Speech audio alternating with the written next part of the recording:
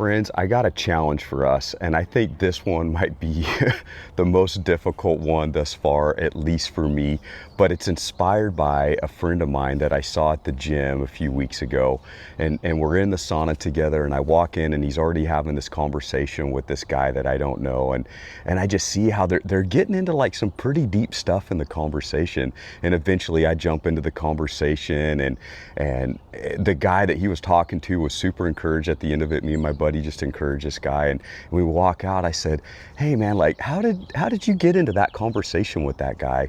And he said, "You know what? When I was younger, I was painfully shy, and as I got older, I had this goal that I really wanted to put myself out there and start just talking to people." So he said, "My goal at the gym every time I go now is to talk to at least one person." And I said, "Well, that's great. What a wonderful goal." And I said, "How did you talk to that guy?"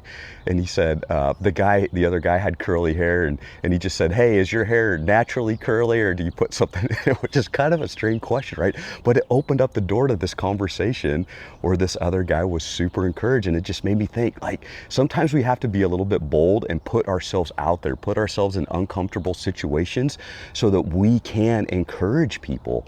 And so friends, that's my challenge to you to this week. Just pray about it. God, when I'm out, whether you're going to the gym or whatever it is that you're doing, would you show me somebody and show me an in? How can I have a conversation with that person? How can I ask them a question that would potentially open up a conversation so that I might encourage them, that I might bless them?